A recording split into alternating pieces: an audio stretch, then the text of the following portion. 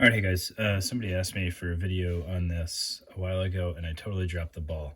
But the question was how to mount with malice clips, specifically on an S-Tac triple shingle, which I had at one point in time, but I got rid of.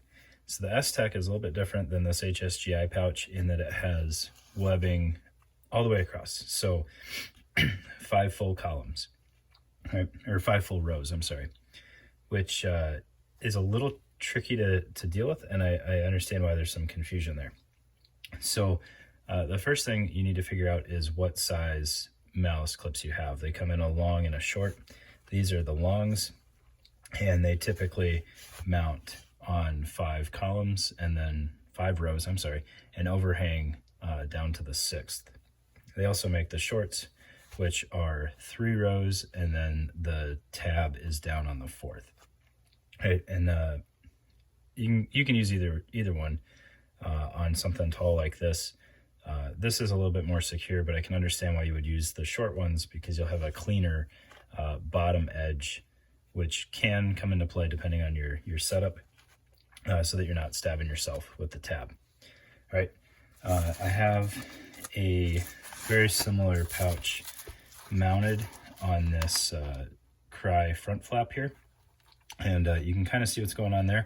I will say this one didn't work out well either.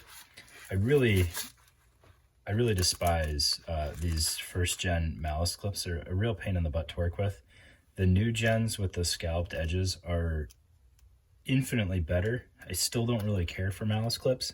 But if you have to have malice clips, absolutely get the new ones with the scalloped. They're just more flexible, they work better, and they thread a lot easier. All right, so when we look at this side that I have taken apart here, you'll see this one is set up the same way with this gap in the middle. A lot of your malice clip pouches will have that gap. One, it's not needed to have moly there running across. It also helps clear up some of the congestion that goes on with these things. But on this pouch, it's still not enough, and you'll see how that works here. So to start with, you're going to thread your malice clip through the pouch side with the tab facing whatever you're mounting it to, the actual little screwdriver slot there. All right, and you're going to get the crease in the malice clip all the way up at the top. If that doesn't line up, you've got something else going on, and you need to sort that out before you get too far into the process here. And then what you're going to do is you're going to weave it just like you would any other moly strap.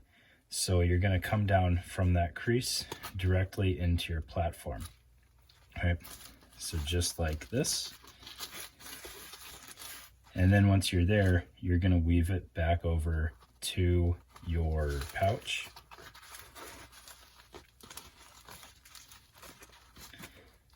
And now here's where we get a little messy. Because these malice clips have so much body to them, and the moly webbing lines up perfectly with the row above it, we have now kind of created a scenario where there's just too much going on. All right, that's why I don't really care for the way these things work. All right, so we should be weaving back through this next. But when we do that, you'll see we get some pretty wicked bunching of material here. All right? Because now you can see we've got about a 1/4 inch overlap there, and we need to force that malice clip back through there. All right? It'll work, but it just starts getting really obnoxious there. Then we're going to go back through the host. And now that we're down at the bottom, we're going to tuck it into the tab.